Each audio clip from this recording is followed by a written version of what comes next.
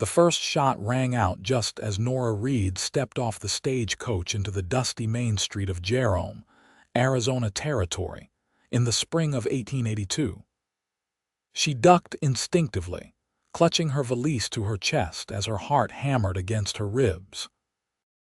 The second shot followed quickly, accompanied by raucous laughter from the saloon across the street.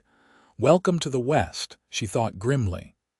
"Don't you worry none, miss," the stagecoach driver said, handing down her trunk. "Just some cowboys letting off steam. You'll get used to it." Nora straightened her spine and adjusted her bonnet. "I have no intention of getting used to such behavior, sir," the driver chuckled. "You must be the new schoolteacher then. Heard you was common." "I am indeed." Nora surveyed the town with determined eyes. Jerome had sprung up around the copper mines, a rough collection of wooden buildings clinging to the mountainside. The town seemed to teeter on the edge of respectability, much like the structures themselves appeared to teeter on the steep slopes. In the distance, the red rocks of the Verde Valley stretched toward the horizon, beautiful and unforgiving. "Well, good luck to you, miss. Town council's office is right there." He pointed to a building with a freshly painted sign. "They're expectin' you." Nora thanked him and made her way across the street, carefully sidestepping a puddle of something she preferred not to identify. The heels of her sensible boots clicked against the wooden boardwalk as she approached the town council's office. Inside, 3 men looked up from a table covered with papers. The oldest, a gray, bearded gentleman with spectacles, stood. "Miss Reed, I presume? I'm Harold Winters, head of the town council." "A pleasure to meet you, Mr. Winters." Nora offered her hand, which he shook briefly. "These are my colleagues, Mr. Patterson and Mr. Daniels." The men nodded curtly. "We're pleased you've arrived safely. The position has been vacant for some time." "I understand the previous teacher left rather suddenly," Nora said. The men exchanged glances. "Yes, well, frontier life isn't for everyone," Mr. Winters replied. "Now, we've arranged lodging for you with Mrs. Hollister, a respectable widow who takes in boarders. The schoolhouse is at the edge of town. Classes begin next Monday." "Excellent. I'm eager to begin." "How many pupils should I expect?" Another uncomfortable silence followed. "Well, Miss Reed, we've got about 15 boys enrolled," Mr. Patterson finally said. "And the girls?" Nora asked, though she already suspected the answer. "The families here don't see much need for educating their daughters beyond household matters," Mr. Winters explained. "Most girls help at home until they marry." Nora felt her jaw tighten but kept her expression neutral. "I see. Well, perhaps that's something we can address in time." "Education benefits everyone, regardless of gender." Mr. Daniels frowned. "Miss Reed, we hired you to teach reading, writing, and arithmetic to the boys of Jerome. Nothing more." "Of course," Nora replied diplomatically. "Now, if someone could direct me to Mrs. Hollister's boarding house, I'd like to get settled."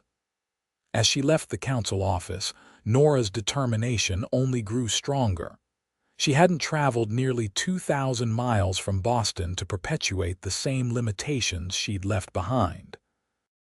The daughters of Jerome deserved an education just as much as the sons did, and she intended to make that happen, town council or not. Mrs. Hollister proved to be a kindly woman in her 50s, with a no-nonsense manner that Nora appreciated immediately. Her boarding house was small but clean, with a view of the mountains that took Nora's breath away. "It's not much, but it's home," Mrs. Hollister said, showing Nora to a modest room on the second floor. "Bathrooms down the hall. We share, I'm afraid." "It's perfect," Nora assured her. "Thank you for opening your home to me." "Happy to have another woman around." Mrs. Hollister paused at the doorway. "Word of advice, Miss Reed. This town ain't Boston. Men run things here, and they don't take kindly to being told what to do, especially by a woman." Nora smiled. I appreciate the warning, Mrs. Hollister, but I've never been particularly concerned with what men find agreeable. The older woman's eyes twinkled. Then we'll get along just fine. Supper's at 6. The schoolhouse was a disappointment. The small wooden building had clearly seen better days, with a sagging porch, broken windows, and desks that wobbled dangerously. A thin layer of dust covered everything, and the blackboard was cracked down the middle. Charming, Nora muttered to herself as she set her bag down. She rolled up her sleeves and set to work, determined to make the place presentable before her students arrived on Monday. She was scrubbing the floors when a shadow darkened the doorway. Looking up, Nora found herself staring at the tallest man she'd ever seen. He filled the entire doorframe, his broad shoulders nearly touching both sides.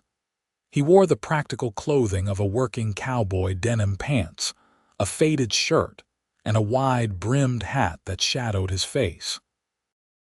When he removed the hat, she saw a face weathered by sun and wind, with piercing blue eyes that assessed her with undisguised curiosity. "You the new schoolmarm?" His voice was deep and rough like gravel under wagon wheels. Nora stood, suddenly conscious of her disheveled appearance. "I am." "Nora Reed, Preston Quaid." He didn't offer his hand. "Heard we had a new teacher coming, didn't expect you'd be so." He paused, seeming to search for the right word. "Female," Nora suggested dryly. A ghost of a smile touched his lips. "Young." "Most teachers we get out here are spinsters looking for a last chance at respectability. How fortunate that I've arrived in time to challenge your preconceptions, Mr. Quaid." This time the smile reached his eyes, crinkling the corners. "Appears so." He glanced around the dilapidated schoolhouse. "Place is in worse shape than I thought." "It needs work," Nora admitted. "Could help with that. I'm handy with tools." Nora studied him, wondering about his motives. "Why would you do that?" Preston Quaid shrugged those massive shoulders. "My brother's boy will be one of your students. Seems right to make sure the place don't collapse around him." "That's very generous. I would appreciate the help." He nodded once. "I'll come by tomorrow, bring some supplies." He turned to leave, then paused. "Welcome to Jerome, Miss Reed." As he walked away, Nora found herself staring after him, intrigued despite herself.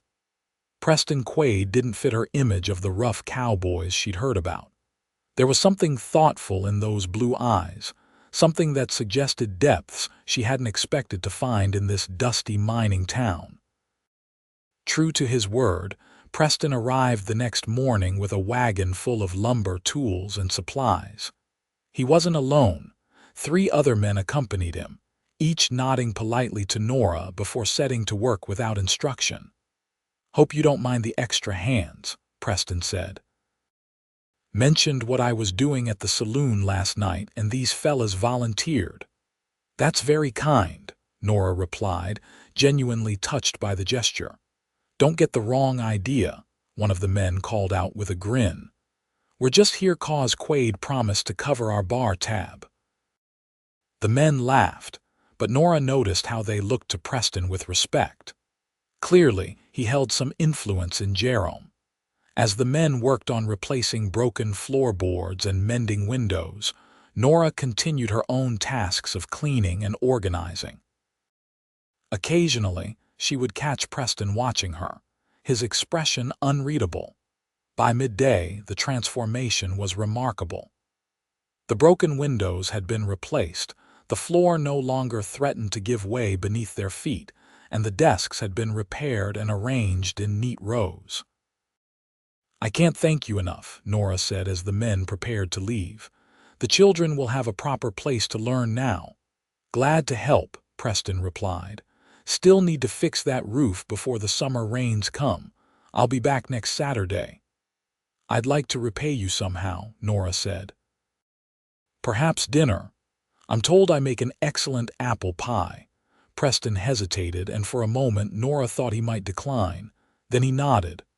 "Pie sounds good. Next Saturday after we finish the roof." After the men left, Nora continued working, feeling more optimistic about her prospects in Jerome. If there were men like Preston Quaid willing to help, perhaps she could accomplish more than she'd initially hoped. Her optimism faded slightly when she ventured into town that afternoon. As she passed the general store, she overheard two women talking. "Did you see the new schoolteacher? Heard she's from back east somewhere. Boston, I heard. Probably thinks she's better than the rest of us. Well, she won't last long, they never do." Nora straightened her shoulders and entered the store, offering a friendly smile to the suddenly silent women. "Good afternoon, ladies. I'm Nora Reed, the new teacher. I was hoping someone might point me towards some additional supplies for the schoolhouse." The women exchanged glances before the older one stepped forward. "Martha Owens," she said. "This is Sarah Fleming. Our boys will be in your class." "I'm looking forward to meeting them," Nora replied warmly. "Miss Reed, Mrs. Owens said, lowering her voice, "You should know that Jerome ain't like eastern cities. We have our own ways here." "I'm aware that every community has its unique customs," Nora answered carefully. "What Martha means, Mrs. Fleming interjected, is that we don't hold with newfangled ideas about women's education and such. Our girls learn what they need at home." Nora maintained her smile through sheer force of will. "I believe every child deserves the opportunity to learn to read and write, Mrs. Fleming. Educated mothers raise more successful children after all. We've raised our children just fine without book learning," Mrs. Owens said stiffly. "I'm sure you have," Nora conceded. "But imagine the possibilities if your daughters could read stories to their children, or write letters to distant relatives, or understand the Bible for themselves rather than relying on others to interpret it." The women didn't respond, but Nora detected a flicker of uncertainty in Mrs. Fleming's eyes. It wasn't much, but it was a start. The store owner, a balding man with an impressive mustache, approached. "Miss Reed, what supplies were you looking for?" Nora thanked him and completed her purchases, aware of the whispers that followed her as she left the store. Changing hearts and minds would be a challenge, but she was no stranger to adversity. Monday morning arrived with clear skies and crisp mountain air. Nora had dressed with particular care in her most professional blue dress, her hair neatly pinned beneath a modest hat. She arrived at the schoolhouse an hour early to ensure everything was perfect for her students' arrival. One by one, the boys filed in, ranging in age from 6 to 16. They eyed her with a mixture of curiosity and wariness as they took their seats. Nora recognized Preston Quaid's nephew immediately, a sturdy boy of about 10 with the same startling blue eyes as his uncle. "Good morning, children," Nora began, writing her name on the repaired blackboard. "I'm Miss Reed, your new teacher. I'm very pleased to meet you all." The morning progressed smoothly as Nora assessed her students' abilities and established classroom rules. The boys, though initially hesitant, proved attentive and respectful. By lunchtime, Nora felt cautiously optimistic about her new position. As the children ate their packed lunches in the schoolyard, Nora noticed a small figure watching from behind a nearby tree. Approaching quietly, she discovered a girl of about 8, her clothes worn but clean, her eyes wide with longing as she watched the students. "Hello there," Nora said gently. "I'm Miss Reed. What's your name?" The girl startled, clearly prepared to run, but something in Nora's expression seemed to reassure her. "Lily," she whispered. "It's very nice to meet you, Lily. Would you like to join us?" Lily shook her head vigorously. "Pa says school ain't for girls." "Well," Nora said carefully, "I believe school is for everyone who wants to learn. Do you want to learn to read, Lily?" The girl's eyes lit up. "My ma has a book of poems. She can read some, but not all the words. I want to read them to her." Nora's heart swelled. That's a wonderful goal. Perhaps you could come by after the boys leave. I could teach you then. Lily bit her lip, considering. Pa wouldn't like it. We'll keep it our secret for now, Nora suggested. Just until we can show your father how well you can read. Sometimes people need to see the benefits of education before they understand its value. After a moment, Lily nodded solemnly. I'll come tomorrow. True to her word, Lily appeared at the schoolhouse the following afternoon. Nora spent an hour teaching her the basics of the alphabet, marveling at how quickly the child absorbed the information. You're a natural student, Lily, Nora praised as they finished. Can I come again tomorrow? Lily asked eagerly. Absolutely. And if you know any other girls who might want to learn, they're welcome too. The next day, Lily brought her friend Emma. By the end of the week, 5 girls were attending Nora's unofficial afternoon sessions. Nora was delighted with her secret pupils' progress, but worried about the consequences if their parents discovered the arrangement. She knew she was risking her position, but the joy in the girls' faces when they mastered a new letter or recognized a simple word was worth the risk. Saturday arrived, and with it, Preston Quaid and his helpers, ready to repair the schoolhouse roof.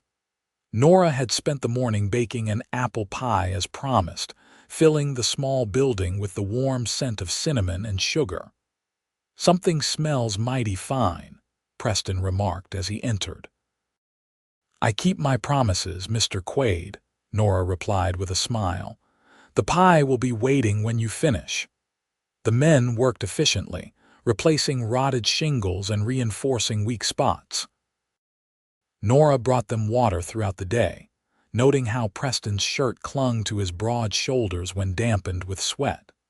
She quickly averted her gaze, reminding herself that such observations were hardly appropriate for a schoolteacher.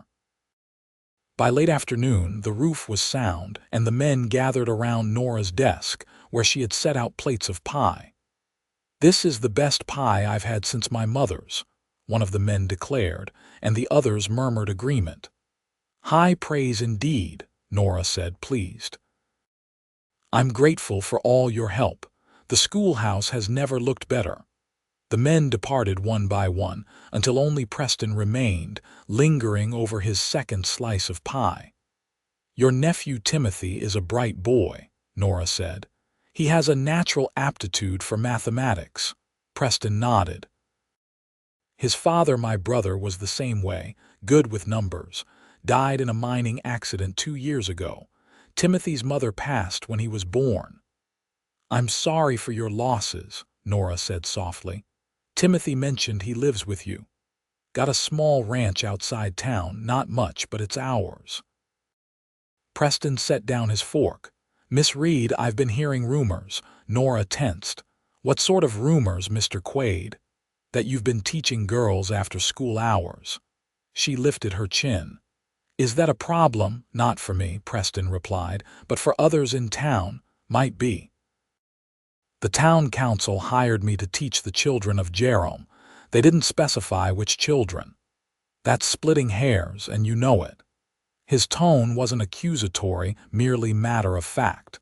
Jerome ain't ready for such changes. When is any place truly ready for change, Mr. Quaid? Sometimes change must be introduced before people recognize its value. Preston studied her for a long moment. You're taking a risk. Some things are worth the risk. Nora met his gaze steadily. Every child deserves an education, regardless of gender. I don't disagree. He stood, reaching for his hat. Just be careful, Miss Reed. Not everyone will be as understanding. As he turned to leave, Nora called after him, Will you report me to the council? Preston paused at the door. No, madam. What you do with your time after school hours is your business. He settled his hat on his head. But others might not be so discreet. His warning proved prophetic. The following Monday, as Nora dismissed her regular class, she found Mr. Winters waiting outside the schoolhouse, his expression grim. Miss Reed, "A word," he said, gesturing for her to follow him away from the departing students. "Of course, Mr. Winters. What can I do for you? It has come to the council's attention that you've been conducting unauthorized classes for girls after school hours." Nora didn't bother denying it. "I've been offering supplementary education to any child who wishes to learn. The schoolhouse sits empty in the afternoons. It seems a shame to waste the opportunity. You were hired to teach the boys of Jerome, nothing more." Mr. Winters removed his spectacles, polishing them with a handkerchief. "Several parents have complained. They feel you're overstepping your position and introducing inappropriate ideas. Inappropriate. I'm teaching them to read and write, Mr. Winters, not revolutionary philosophy. The point is, you are not authorized to do so." He replaced his spectacles. "The council has decided to issue a warning. Discontinue these extra sessions immediately, or we'll be forced to reconsider your employment." Nora felt her temper rising but fought to maintain her composure. "Mr. Winters, surely you can see the benefit of education for all children." "This is not Boston, Miss Reed," he interrupted. "We have our own ways here. The girls of Jerome will marry miners and ranchers. They don't need to read poetry to do that." "But they might want to," Nora countered. "And shouldn't they have that choice? The decision has been made," Mr. Winters said firmly. "Good day, Miss Reed." Nora watched him walk away, her heart heavy with disappointment but her resolve unshaken. She would have to be more discreet, that was all. Perhaps she could hold lessons at Mrs. Hollister's boarding house instead. That evening, as Nora walked back to her lodgings, she was surprised to find Preston Quaid waiting on Mrs. Hollister's porch. "Mr. Quaid," she greeted him. "This is unexpected." "Heard Winters paid you a visit," he said without preamble. "Word travels fast in Jerome. Small town." He studied her face. "You're not planning to stop teaching those girls, are you?" Nora sighed. "I can't in good conscience deny them an education simply because of their gender, but I'll need to find another location. Mrs. Hollister might allow us to use her parlor." Preston shook his head. "Too risky for her. Council could make trouble for her business." He hesitated. "I might have another solution. I'm listening." "There's an old line shack on my property, not much to look at, but it's sound. Private too." "Council has no authority there." Nora stared at him, surprised by the offer. "You'd allow me to use it for teaching?" "I would." He shifted, suddenly looking uncomfortable. "My mother was like you, believed in education for everyone, taught me to read before I ever saw a schoolhouse." "She sounds like a remarkable woman." "She was." A shadow crossed his face. "Died when I was 15. Always wished I could have done more for her." Nora touched his arm briefly. "This would honor her memory, I think." Preston nodded. "I'll show you the place tomorrow after school. It needs cleaning, but it could work." "Thank you, Mr. Quaid, truly." As he turned to leave, he paused. "Miss Reed, what you're doing, it matters. Don't let them stop you." For the first time since arriving in Jerome, Nora felt she might have found a true ally. The following afternoon, Preston arrived at the schoolhouse with a wagon. "Ready to see your new classroom?" he asked. The line shack was about 2 miles from town, nestled among pine trees with a view of the valley below. As Preston had warned, it was rustic, a single room with a small stove, a rough table, and a couple of benches. But it was private and, with some work, could serve their purposes. "It's perfect," Nora declared. "We can bring some of the smaller desks from the schoolhouse," Preston suggested. "I'll help you set up." Over the next few days, they worked together to transform the shack into a serviceable classroom. Preston built additional benches and a small blackboard, while Nora gathered books and supplies. They settled into an easy companionship, sharing stories as they worked. Nora learned about Preston's ranch, his dreams of expanding it someday, and his deep attachment to his nephew. In turn, she told him about her childhood in Boston, her parents' support of her educational ambitions, and her determination to spread literacy to those who had been denied it. "Why Jerome?" Preston asked one evening as they sat on the shack's small porch, watching the sunset paint the valley in gold and crimson. "You could have taught anywhere. Why come all the way out here?" Nora considered the question. "I wanted to make a difference. In Boston, education for girls is more accepted, though still limited in many ways. Here, I thought I could help change minds, open doors that have been closed too long. That's a mighty big task for one woman. Perhaps, but even small changes can lead to greater ones in time." She turned to face him. "What about you? Have you always lived in Jerome, born in Texas? Came here with my brother after the war looking for a fresh start, found work at the mines, saved enough to buy some land." He gestured toward the valley. "Started with just a few cattle, built up from there. It's not much compared to the big ranches, but it's mine." "You've accomplished a great deal," Nora observed. "Still got a ways to go." He glanced at her. "Having Timothy with me, it's made me think more about the future. What kind of world I want to leave him. And what kind of world is that?" "A better one," Preston said simply. "Guess that's why I'm helping you. Figure education is a good place to start." The next day, Nora spread word among her secret students about the new location.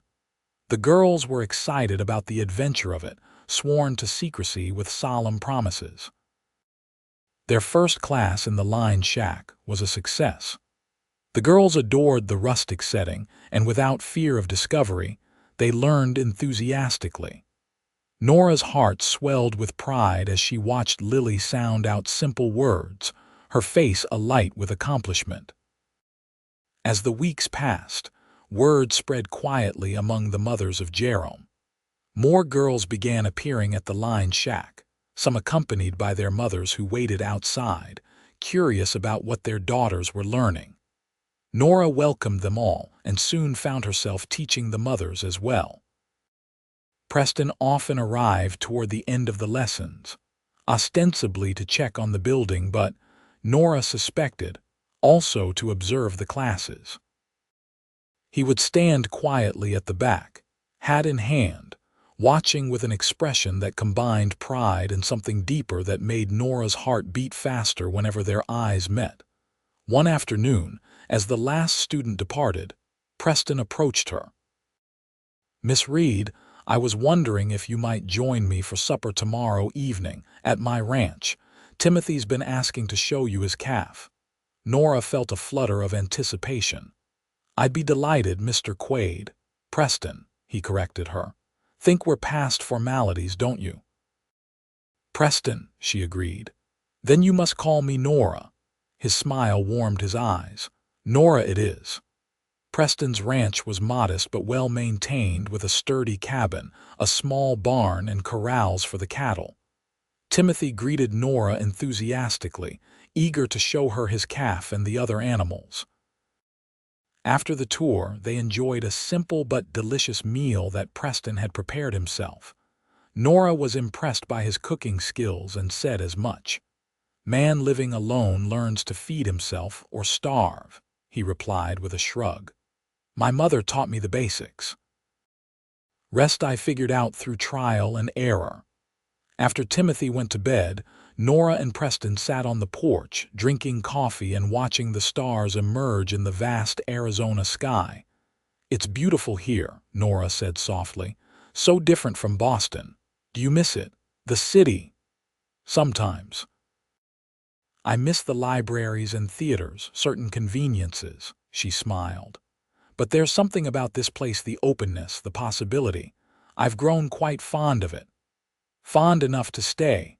Preston's question held weight beyond the simple words. Nora turned to look at him.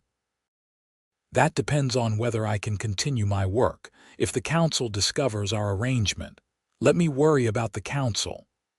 Preston set his coffee cup aside. "Nora, what you've done for those girls, for this community, it matters. More than you know. Thank you for saying that." "Not just saying it. He hesitated, then reached for her hand.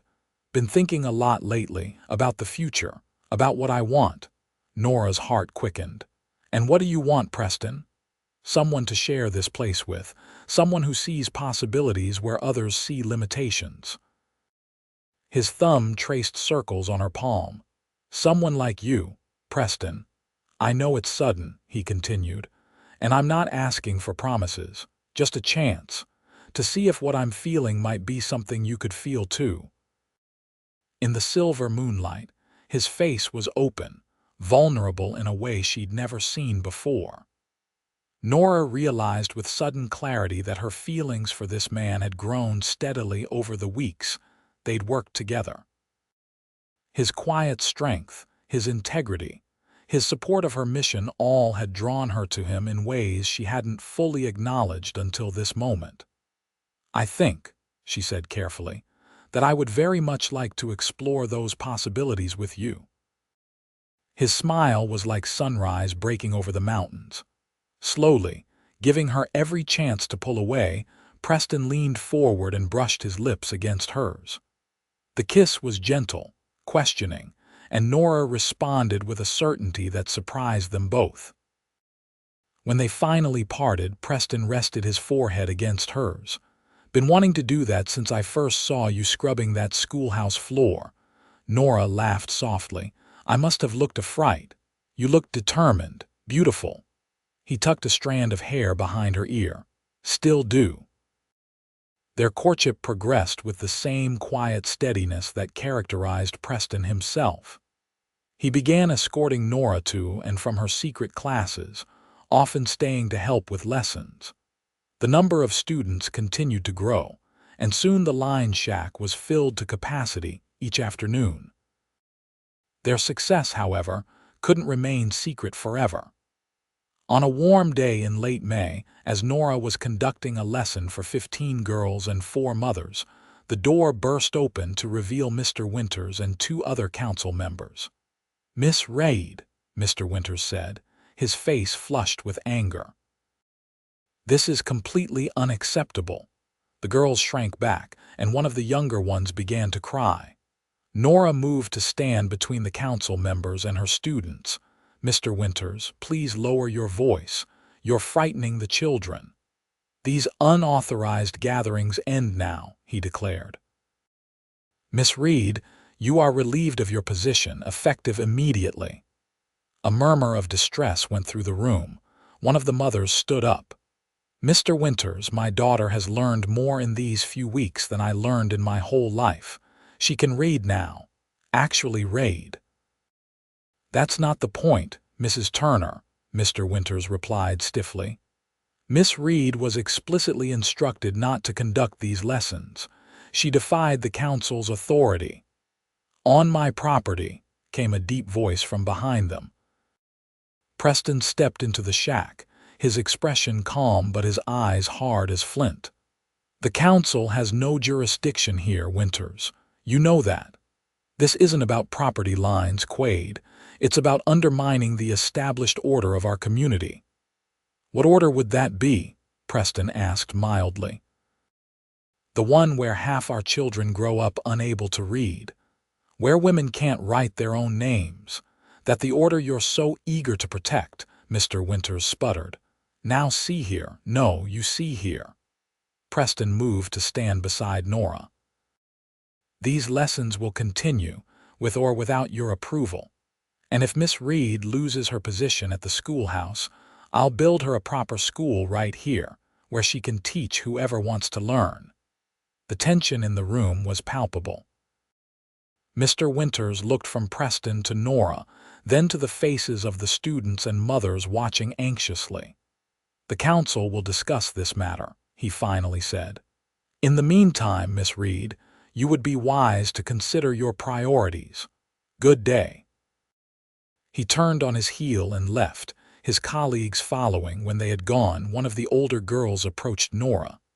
"Miss Reed, are you really going to lose your job?" Nora knelt to look the child in the eye. "I don't know, Hannah. But I promise you, no matter what happens, I will continue teaching you and anyone else who wants to learn." The girl nodded solemnly. Pa says education is wasted on girls, but I want to be a teacher someday like you.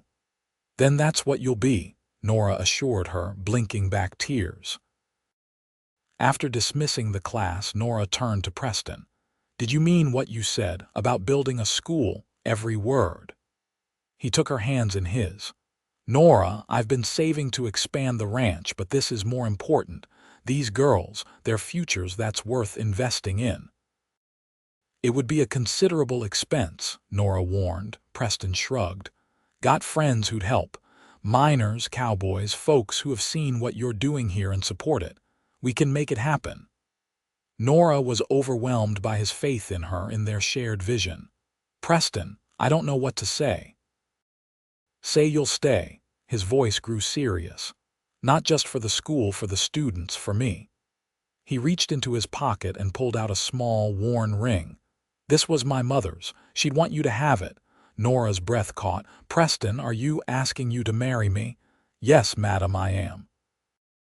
His eyes held hers steadily. I love you, Nora Reed. Love your spirit, your determination, your heart. Want to build something with you, a school, a life, a family, if you'll have me. Tears filled Nora's eyes. Yes, she whispered. Yes, I will have you, Preston Quaid. His face lit with joy as he slipped the ring onto her finger. It fit perfectly, as if it had been waiting for her all along. Their engagement caused a stir in Jerome. Some congratulated them warmly, while others muttered disapprovingly about the schoolteacher who didn't know her place. The town council, after much debate, decided not to dismiss Nora from her position at the schoolhouse, but strictly forbade her from teaching girls during regular school hours. A partial victory, Nora remarked to Preston as they discussed the council's decision. For now, he agreed. But we're just getting started. True to his word, Preston began work on a proper schoolhouse the very next week. The site he chose was a gentle slope on his property, with shade trees and a view of the mountains. Friends and supporters arrived with tools and supplies, working in their spare time to build a sturdy structure with large windows to let in natural light. Word of their project spread beyond Jerome. A newspaper in Prescott ran a story about the schoolmarm who dared, describing Nora's mission to educate girls in the mining town. Letters of support arrived, along with donations of books and supplies from educational societies in the East. Not everyone was supportive. One night, Nora and Preston arrived at the construction site to find hateful words painted across the half-finished walls. Preston's jaw tightened as he read the slurs, but Nora merely picked up a brush. Well, she said practically, we needed to paint it anyway. The vandalism continued, tools disappeared, lumber was damaged, and anonymous letters threatened further action if they didn't abandon their project. But for every act of sabotage, there were twice as many gestures of support. Mrs. Hollister organized a bake sale that raised enough money for desks. The blacksmith donated a bell for the schoolhouse. Even some of the mothers whose daughters attended Nora's secret classes began to speak openly in favor of education for girls. Through it all, Nora and Preston's relationship deepened. They were married in a simple ceremony at the ranch, with Timothy serving as best man and Lily as maid of honor. Mrs. Hollister hosted the reception, where friends and supporters celebrated not just their union but the community they were building. To new beginnings, Preston toasted, his eyes never leaving Nora's face. And to possibility, she added, raising her glass to meet his. Their wedding night was tender and passionate, a beautiful discovery of each other that left them both breathless with wonder and joy. As they lay entwined in the darkness, Nora traced the strong lines of her husband's face. I never expected to find you, she whispered. When I came to Jerome, I was prepared for resistance, for struggle. I never imagined I'd find love as well. Preston kissed her palm. Life has a way of giving us what we need, even when we don't know to ask for it. The new schoolhouse was completed by late summer, a testament to community effort and shared purpose. They named it the Liberty School, and inscribed above the door were the words, "Knowledge is freedom." On opening day, 28 students enrolled, 15 boys and 13 girls. Mr. Winters and the town council boycotted the opening ceremony, but many townspeople attended, curious to see the controversial school for themselves.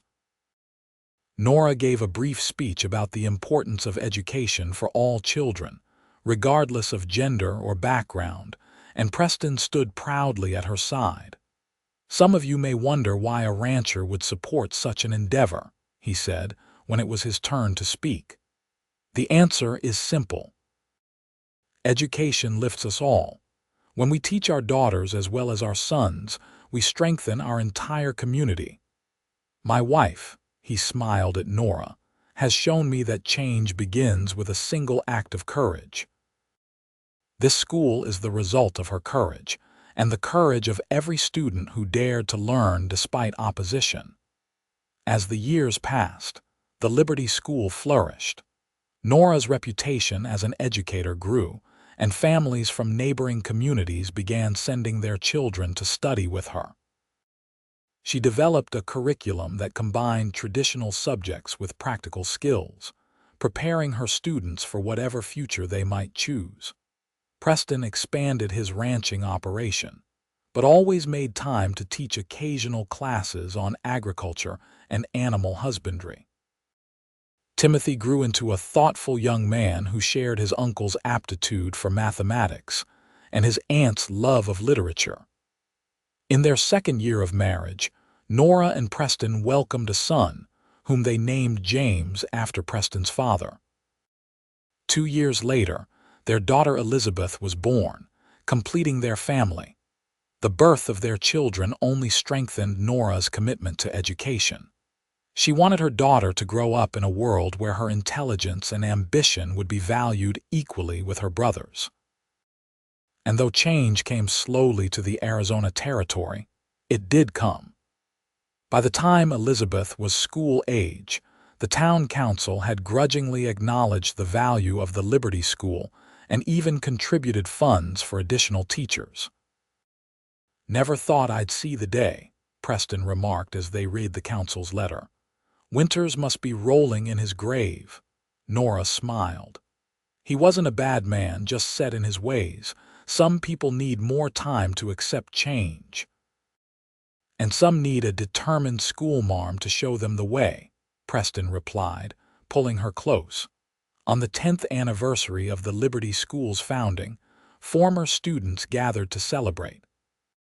Many of the girls from Nora's first secret classes were young women now, pursuing dreams that would have been impossible without education.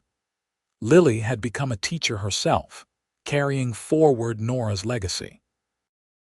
Others had started businesses, written for newspapers, or applied their learning to traditional roles as wives and mothers, but with the confidence and capability that education had given them. As Nora looked out at the gathered crowd, students past and present, supporters, family, she felt a profound sense of fulfillment. The path hadn't been easy, but every struggle had been worthwhile. "Quite a legacy you've built," Preston said, coming to stand beside her. "We built," Nora corrected, taking his hand. "I couldn't have done this without you, Preston. Your support, your belief in me and us made all the difference." He squeezed her hand. "Remember that first day I found you scrubbing the schoolhouse floor? Knew right then you were something special." "Did you now?" Nora teased. "As I recall, you were rather taciturn at first." "Man can be slow to recognize a miracle when it's standing right in front of him," Preston replied. "Fortunately, I caught on eventually." As the celebration continued around them, Nora reflected on the journey that had brought them here. She had come to Jerome seeking purpose and had found that and so much more: love, family, community, and the satisfaction of meaningful work. The girl who had stepped off that stagecoach, determined but uncertain, could never have imagined the life that awaited her. "What are you thinking?" Preston asked, noticing her pensive expression. Nora smiled up at her husband, the man who had built her not just a schoolhouse but a home in every sense of the word. "I'm thinking that sometimes the greatest adventures begin when we dare to challenge the way things have always been." "And sometimes," Preston added, bending to kiss her softly, "they begin when a stubborn cowboy falls in love with an equally stubborn schoolmarm." As the sun set over the mountains, painting the sky in shades of gold and crimson, Nora and Preston stood together, surrounded by the community they had helped to transform.